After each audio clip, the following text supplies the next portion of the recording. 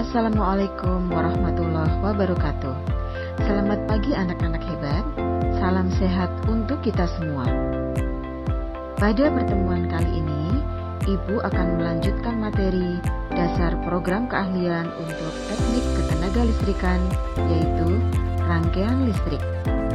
Materi ini adalah lanjutan dari materi sebelumnya, yaitu tentang besaran dan satuan listrik serta hukum dasar kelistrikan. Baiklah anak-anak hebat semua, materi yang akan Ibu bahas kali ini adalah yang pertama tentang rangkaian listrik, yang kedua tentang rangkaian seri, dan yang ketiga adalah tentang rangkaian paralel. Rangkaian listrik. Pengertian dari rangkaian listrik adalah jalur yang dilalui oleh arus listrik. Masih ingatkah kalian dengan pengertian arus listrik? Ayo, tolong diingat kembali ya. Arus listrik adalah aliran elektron-elektron yang bergerak dari potensial tinggi ke potensial rendah. Rangkaian listrik dibagi menjadi dua. Yang pertama adalah rangkaian terbuka atau sering kita sebut dengan open circuit, yaitu rangkaian di mana dalam keadaan arus listrik dapat mengalir. Yang kedua adalah rangkaian tertutup atau closed circuit. Pada keadaan ini arus listrik dapat mengalir. Coba perhatikan gambar berikut ini ya.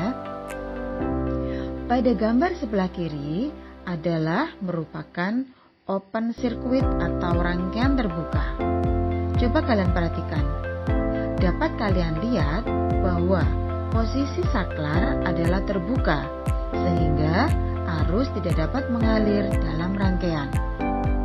Kemudian kalian perhatikan gambar yang ada di sebelah kanan. Gambar sebelah kanan adalah merupakan rangkaian tertutup, di mana saklar dalam kondisi terhubung, sehingga arus di dalam rangkaian dapat mengalir dan dapat menghidupkan lampu. Anak-anak semuanya, berikut ini adalah simbol-simbol kelistrikan yang sering kita gunakan di dalam rangkaian listrik. Yang pertama adalah sumber tegangan. Simbol sumber tegangan ada dua, yaitu AC dan DC. Sedangkan yang ada di dalam gambar adalah simbol untuk sumber tegangan DC.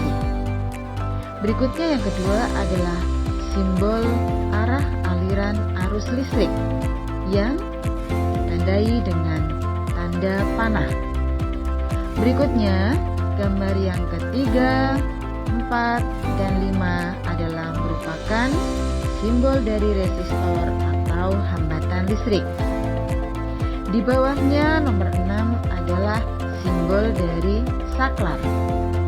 Berikutnya untuk nomor 7, 8, dan 9 adalah merupakan simbol dari alat ukur. Yang bertanda A adalah merupakan alat ukur ampere meter.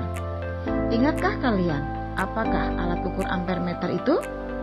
Iya, benar.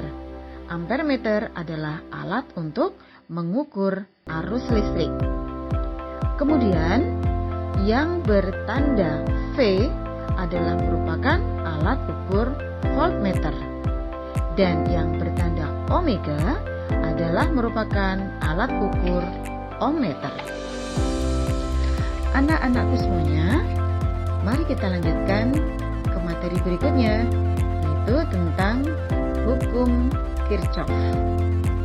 Hukum Kirchhoff yang akan kita bahas di sini adalah hukum Kirchhoff 1. Bagaimana bunyi dari hukum Kirchhoff 1? Ada yang masih ingat? Baiklah.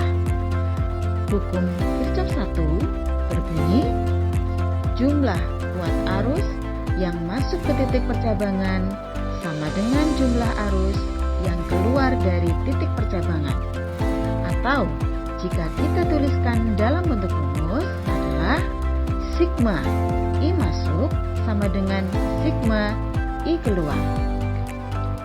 Coba perhatikan gambar berikut ini. Pada gambar terlihat bahwa ada arus masuk sebesar X ampere. Kemudian arus tersebut terbagi dalam dua titik percabangan yang kita sebut dengan I keluar. Ada dua titik cabang keluar dan bisa kita sebut dengan nama I out atau I keluar. Anak-anakku semua, berikut adalah contoh soal dari hukum Kirchhoff 1. Coba perhatikan gambar yang ada pada slide di atas. Diketahui jika I sama dengan 10 ampere, sedangkan I1 sama dengan I3 sama dengan 3 ampere, berapakah besarnya kuat arus pada I2? Bisa diperhatikan? Ibu ulangi ya. Contoh soal, lihat gambar baik-baik. Jika besarnya I adalah 10 ampere, I1 sama dengan I3, besarnya adalah 3 ampere, maka berapakah besarnya kuat arus pada I2? Baiklah, mari kita lihat penyelesaiannya. Diketahui bahwa besarnya arus masuk adalah 10 ampere.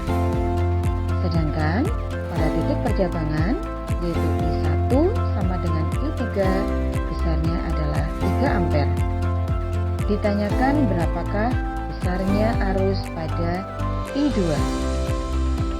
Merujuk pada hukum Kirchhoff 1 bahwa sigma I masuk sama dengan sigma I keluar, maka I sama dengan I1 plus I2 plus I3, I2 sama dengan I dikurangi I1 plus I3, sehingga I2 sama dengan 10 ampere dikurangi 6 ampere, maka hasilnya adalah 4 ampere. Jadi besarnya kuat arus pada titik percabangan I2 adalah 4 ampere. Mari kita lihat untuk contoh soal berikutnya. Perhatikan baik-baik gambar yang ada pada slide. Diketahui jika besarnya I1 adalah sama dengan I5 sama dengan 3 ampere, I2 sama dengan 3 ampere, I3 sama dengan 5 ampere. Berapakah besarnya I4? Ibu ulangi ya. Perhatikan baik-baik gambar yang ada di slide. Coba kalian perhatikan arah tanda panah. Apakah masuk atau keluar? Arah panah yang masuk adalah merupakan arus masuk. Arah tanda panah keluar adalah merupakan I keluar. Maka kalian harus memahami betul di manakah titik percabangannya. Baiklah, mari kita lihat penyelesaiannya. Diketahui besarnya I1 sama dengan I5 sama dengan 3 ampere, I2 sama dengan 3 ampere, I3 sama dengan 4 ampere. Ditanyakan berapakah besarnya I4? Mari kita selesaikan menggunakan hukum Kirchhoff 1 bahwa besarnya I masuk sama dengan I keluar. Kita lihat bahwa I masuk adalah I1 plus I2 plus I3 sama dengan I keluar. I keluar adalah I4 plus I5. Sehingga I4 sama dengan I1 plus I2 plus I3 dikurangi I5. Kita masukkan angka-angkanya. I4 sama dengan 3 ditambah 3 ditambah 4 dikurangi 3. I4 sama dengan 10 dikurangi 3. Hasilnya adalah 7. Jadi besarnya kuat arus pada I4 adalah 7 ampere. Bagaimana anak-anak? Bisakah kalian menghitungnya?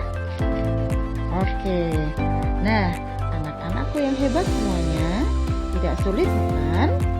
Kalian belajar tentang rangkaian listrik, terutama untuk hukum Kirchhoff 1 ini. Untuk lebih meningkatkan pemahaman kalian pada materi ini, Ibu sarankan kalian sering latihan soal sendiri ya.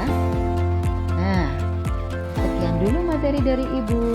Sampai bertemu kembali pada video pembelajaran berikutnya, yaitu tentang rangkaian seri dan rangkaian paralel.